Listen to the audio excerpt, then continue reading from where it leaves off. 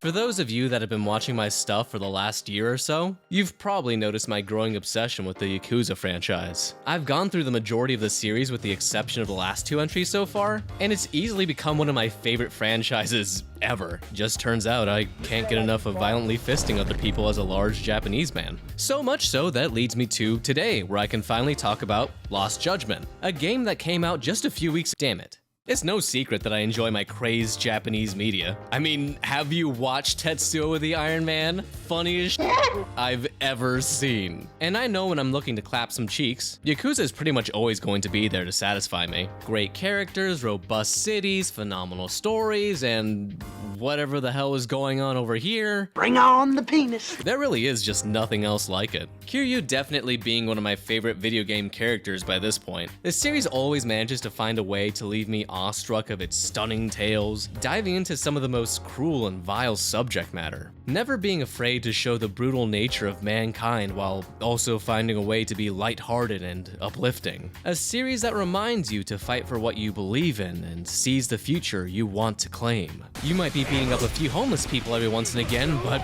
you know, there's a very fine balance to it all. Well, just a little bit ago, RGG decided they were going to shake things up a bit. They decided to take the mainline Yakuza series, replace the beat-em-up fighting style it was synonymous with, and put RPG mechanics in its place. Meanwhile, the gameplay we all knew and loved would be moving over to a brand new IP we would later know as Judgment.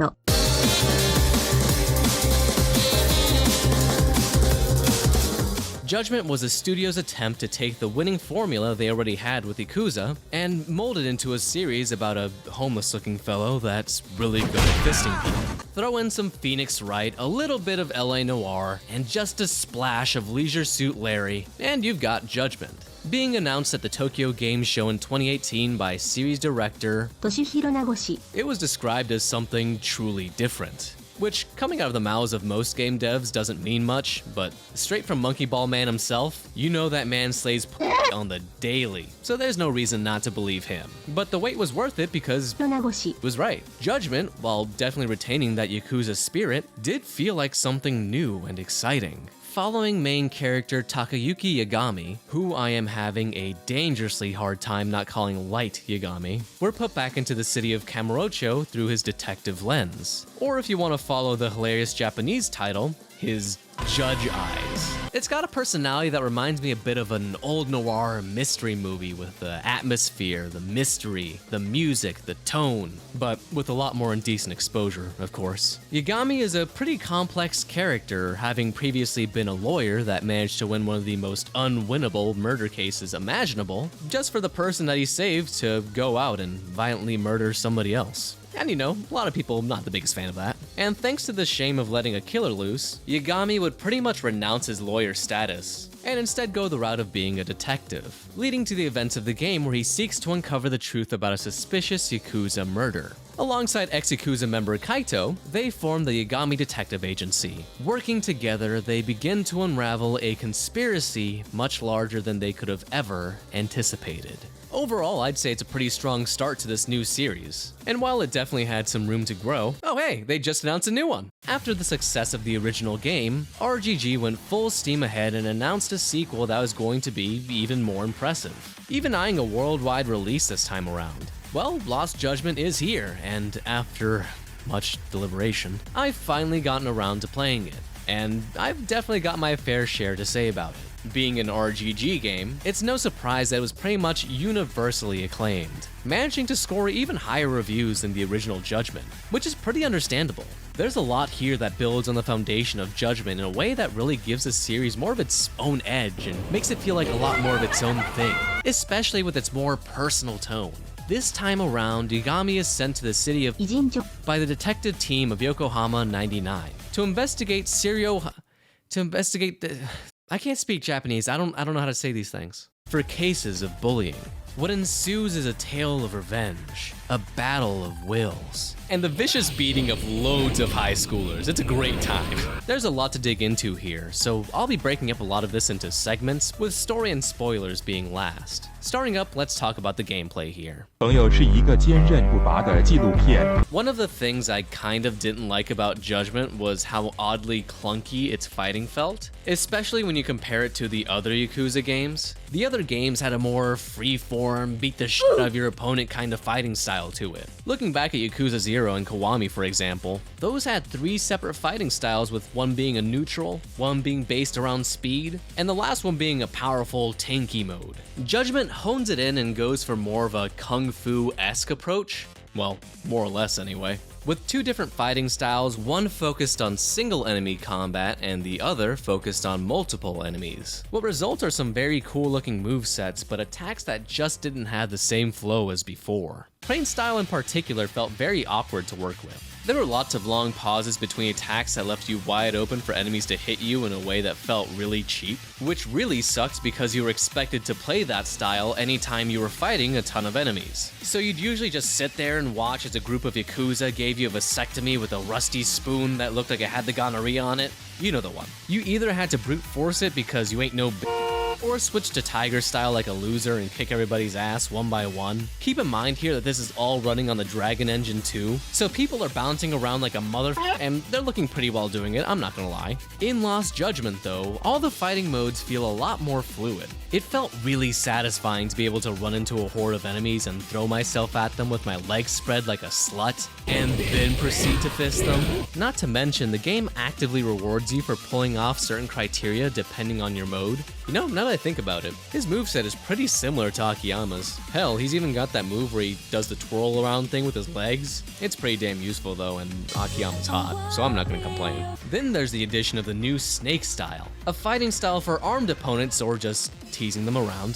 That being because there's now a mechanic that allows you to disarm enemies using your grab and parry oncoming attacks. While that's very useful and all, it kind of feels like what they ended up making here is the win style, because you're going to win with it. You just repeatedly tap triangle until you knock your opponent down, break his shield, or command grab him down to the ground and make that overgrown zygote repent. Seriously though, it's a very fun new style, but can be a decent bit abusable. I managed to take down an endgame boss by doing nothing but parrying his moves and then hitting him with heat moves. My main go-to in boss fights is always Tiger style though. A style that really screams, your face, your ass, what's the difference? I don't know how to describe it, but it really feels like this mode you want to switch to when you're in the middle of a showdown. Punch 'em, kick 'em, hit 'em with a good slap on the ass. Not to mention, using heat mode in this style is devastating. Especially that one heat attack you get that I abused in this and the last game after your flurry of heavy hits, just punching a hole through your opponent and their health bar. Overall, the fighting is great, and, as expected, is a highlight of this game, even if I'm not entirely sure what the point of this jump thing is. Not to mention, wall attacks and running attacks feel as fun as ever. Also, one of my favorite things about the Tiger style is that heat move that makes your opponent flat out. So safe to say that the combat is as refined and satisfying as ever. But of course, it's not all about the fighting. Being a detective and all does lead to doing some detective work. Investigations, interrogations, gathering evidence, tailing, drone surveillance, tracking down Professor Panty, and much more. That being said, and I feel as though I'm the minority in this one, the actual detective sections in this game feel a little bit lacking for me, at least in the main story. It kind of feels like the focus is on everything else, with the detective stuff being a cute little add-on. Like, look at Yagami investigating a horrific murder scene, isn't that adorable? Although, I'll be the first to say that this is actually to the game's benefit in some ways. A lot of Judgment felt like it was taken up by these detective portions that felt more like fluff than anything else, and the pacing suffered a good bit because of that. Those tailing missions felt so fucking long, and it was so easy to accidentally get caught because your big toe jabbed some loud-ass goober on the side of the street. Instead of that, I'm pretty sure Lost Judgment only has like one of those missions for the main storyline, and substitutes the rest for more well-paced and interesting stealth missions. Lost Judgment also seemingly made the observation missions a lot easier. Biggest thing is a free hint button that I absolutely refuse to use because I ain't no. Again, a good thing and a bad thing. A good thing because Judgment made you scour every inch of every room for something that you didn't even know you were looking for. Bad because some of these things were practically handed out to you and all you had to do was look to the right a little bit. What kind of felt disappointing to me about these segments is that I was really hoping that this would be the strongest point of improvement. Instead, it feels like Lost Judgment decided to dodge it all together and leave it for the side stories or the mystery research club. I wasn't expecting the perfect detective game by any means, right? But I was really hoping they'd add on to this instead of skimming it away, and then only leaving the stuff that people liked. Hell, even a lot of the mystery in the story is already uncovered by about like 3/4 into the game, leaving the last fourth or so of the game to be mostly a chase. But I can't be too picky with this game though, since it was definitely going for something different. Speaking of different though, let's talk about some side activities. Another bit of a letdown from Judgment were the just kind of okay side activities you had. I know my go-to in between fisting people in the Yakuza games was definitely the karaoke bar, but there were plenty of options to choose from. Pool is a lot of fun. I will never forget winning Nugget by bowling. And hell, you even got a chance to run a fucking Cabernet club in a few games. You got to dress up your girls and go on dates with them, and it was probably way more intricate than it ever needed to be. But it was fun, goddammit! At least you can still dress up Sayori in this one. It's kind of fun dressing her up, if only to see the look on her face that says, "Oh, you dog." But aside from that, you've got drone racing, darts, golf, which I apparently missed, the VR game that looks pretty neat but is honestly pretty mediocre. Bro, you can even play Sonic the Fighters in this game if you get the DLC. Like, that's just pretty sweet. Of course, the main new addition to this game is the school stories. With Yagami being in the school setting and all, RGG decided to put in some stupid school dance club missions, robotics class stuff, and probably the most interesting one, the Mystery Research Club missions. And while I didn't get through all of this, the little bit I did play through was pretty fun. Pretty much all of the school-related missions were the ones I went to when I wanted to do something else. Either that or I'd try befriending cats on the side of a street for an actual half hour before I had to go to work. I still remember Pepper, that adorable little fuck. But of course, this is all some baby compared to the story.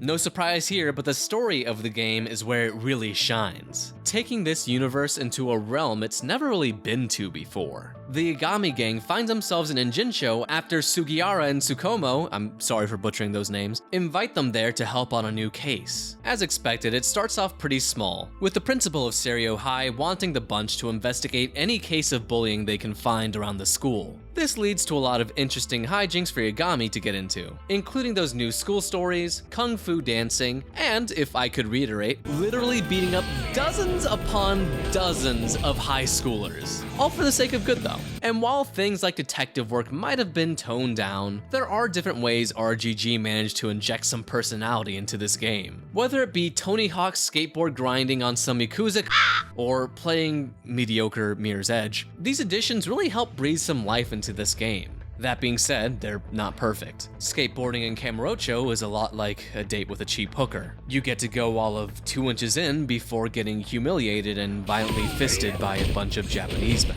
And I'm not going to lie, the parkour elements feel pretty shoehorned in. They're pretty linear and don't offer much in terms of tension or anything of the sort. If their only goal was to change things up a bit or to kind of mess with the flow, then they did a good job, I guess. I personally would have loved to see some sort of combat or more stringent race against the clock kind of system, but I digress. At the same time the gang are investigating the bullying case at Seiryo High, a much more sinister plot is happening in the background. A former policeman named Akihiro Ehara, who is being convicted of sexual battery after groping a woman on a train, mysteriously reveals the precise location of a body in Injinsho that has not been revealed to the public. Without going into spoilers, Ehara is probably one of the most interesting characters in the game. Following a theme you'll see pretty commonly throughout, Ehara is a shell of his former self. A once dignified man of the law whose skewed sense of justice leads him down a dark path. All of this kicks off the mystery that Yagami seeks to uncover. There's a lot to this story I'd actually like to explore, but I'm willing to bet a lot of you probably haven't gone through and played this game just yet. So I'm going to issue a full spoiler warning and give you all a timestamp to skip ahead back to the spoiler-free stuff. Alright, so now that all the losers are gone, y'all want to watch some Mike and Melissa? Lost Judgment is absolutely not pulling any punches here. Showcasing what is probably some of the most gruesome and disturbing content RGG has put out there, both visually and psychologically. Putting on full display the thin line that those that have been wronged tread, and the malice in the minds of those that have been pushed too far. Tip them towards the light and they seek justice. Tip them towards the dark and they seek their own justice. Two sides of the same coin, but with two wildly different outcomes. This describes the rivalry between Takayuki Yagami and Jin Kuwana, an unstable handyman with a troubled history. Originally a high school teacher named Yu Kitakita, who was disgraced just as Yagami was before. Kuwana was held responsible for the event that would leave Mitsuru Kusumoto in a coma, after being humiliated by bullies of his own. Kuwana never took any of it seriously until Yokosawa, another key figure in this story, reported the bullying to him. He would secretly record the scene of Mitsuru being bullied, but it was far too late. Kuwana couldn't save the person he was trying to protect, making him put the guilt on his shoulders. He would then vow to seek revenge on the bullies around the country, even the world, vowing to put an end to this epidemic the only way he knew how, by slaughtering the victimizers in cold blood, ransoming the bullies of the case that started it all. With the bullying tape to aid him, he would chase down bullies and even allow the parents to strike the fatal blow. With his latest devious plan leaving the student teacher, Hiro Mikoshiba, the bully of Ihara's son, left a mangled version of his former self, sparking Yagami's investigation in the first place. Needless to say, it goes into some pretty dark territory, and leaves things in a pretty constant gray moral area. Sure, what Kuwana is doing isn't right, but he recognizes that he is the voice of the voiceless, a hand in the aid of people that have been failed by the justice system, and in turn seek out their own justice. A line that kind of struck me was right before the final boss fight where Kaito openly admits that there might not be a right answer here. And that's something I really appreciate about this story. It's not necessarily a battle between good and evil or right or wrong. It's a battle of morals. One man's unwavering belief versus another's. The struggle between someone who has lost their way and someone who very easily could have done the same. He's trying to do the right thing for a good reason, but he's taken the wrong way to do it. Both will go as far as they need to achieve their goals, and let nobody get in their way. It actually reminds me a bit of Yakuza 2 with Ryuji Goda. He's not necessarily a bad guy, he's just a guy with something to prove to himself. 幸せにしない真実に Which I often find to be the most interesting characters of all. In Kuwana's case, it's easy to see he's become blinded by this obsession, so stuck in his ways that he'll do whatever it takes to get to his end goal, even if it means innocent people are lost in the way. I feel Kuwana's character and resolve really helped carry this story out, and made it that much more enjoyable. Even from the moment you meet him early on in the game, you know that there's something off about this guy, and the build up to unraveling that makes the final boss fight against him all the more satisfying. That being said, I've been hyping him up a lot, but I wouldn't say he's perfect here. One of the main issues the story suffers from here is one simple excuse they go to way too much. Listen, I'm not one to usually complain about plot conveniences because, hey, it's a story. It's obviously not supposed to be like real life. At least not most of the time anyway. That being said, I like to support these conveniences when they're in the media's favor. When they add engagement or excitement to a story. When their purpose is to slow down a story and constantly just put a stop on you, that's where it kinda sucks. And unfortunately, this game does that a lot with Kuwana. Since he's got pretty much all the info, the writers had to find some way to just keep him gone. And how did they do that? Well, he literally just disappears at several different points in the story. And it is way too often, not to mention convenient, that Kuwana just regularly goes missing throughout the story. I understand you just can't have him around for the sake of the mystery and the story, but there must have been some other way other than, oh no, he got away for the 7th time in the last 20 minutes! Which might not even be an exaggeration, honestly. It felt really cheap and annoying. And that kind of loosened the pressure of the climax for me. Another small issue I take with this story is the over-reliance on Sawa's death to deliver the hard-hitting drama. She was a pretty well-written character with a tragic end, but it felt like there was not enough time to know her while she was alive in the story, and then the game has a hard press on her after her death. That being because Yagami is pretty much going around to everybody saying that he's going to make this right for Sawa-sensei. It eventually feels like that's his only bargaining chip, and he uses it constantly against Kuwana. So much so that Kuwana legitimately brings it up and asks if that's really all he's got at some point. Nonetheless, I'm mostly just nitpicking because people already see Kuwana as one of the best RGG antagonists out there, and for good reason. Of course, that's not the only enemy you'll be facing in this game. You now also have to face RK, a crime syndicate composed of the recently disbanded Tojo clan, who was also on the hunt for Kuwana per the orders of public security. Pretty similar to the first game, it becomes a massive conspiracy, one with a spearhead at the top that should have nothing to do with the crime world. But this time they're not injecting sewage water or whatever it was that Shono injected directly into his veins. At the top of this gang is Daimu Akatsu, who probably has one of the best tracks in this game as his theme, and Kazuki Soma, a undercover public security agent whose likeness is taken from Hiroshi Tamaki. A lot like Hamura with Pierre Taki, just with a lot less cocaine. With the more serious nature this game takes, this group has more of a horror-style edge to them.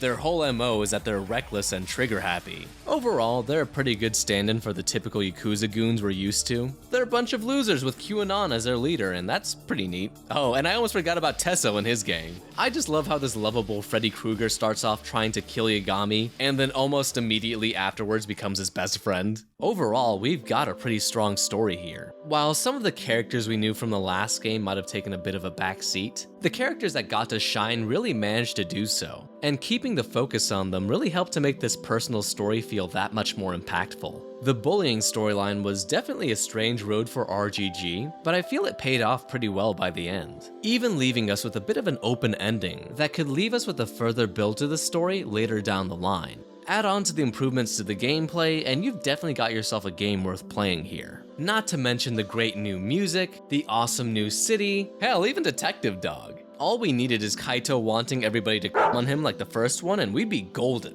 But like I mentioned before, if there's one major downside this game has, it's that it leans back more into that comfort of the Yakuza series, instead of branching out further and becoming its own thing. The detective side of the game was for sure the biggest draw for me, aside from it being an RGG game. So it was kind of a big disappointment for me that there was not a whole lot new in that regard. I'd really love to see this kind of story honed in with some fresh new detective mechanics that would really help me feel like a detective.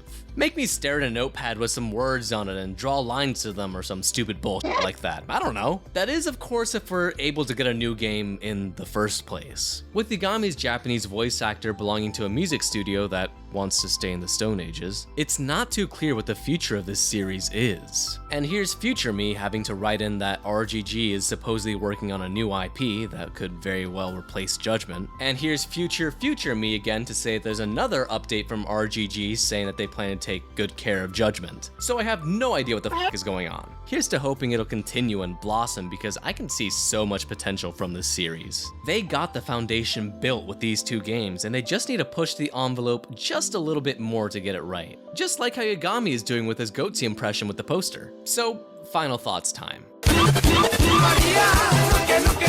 Lost Judgment is definitely a big achievement for the studio.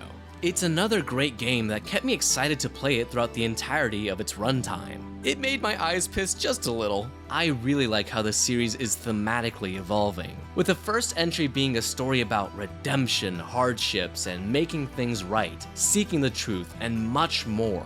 This game evolves it into a question that asks you, what is right? How far are you willing to go for what you believe in?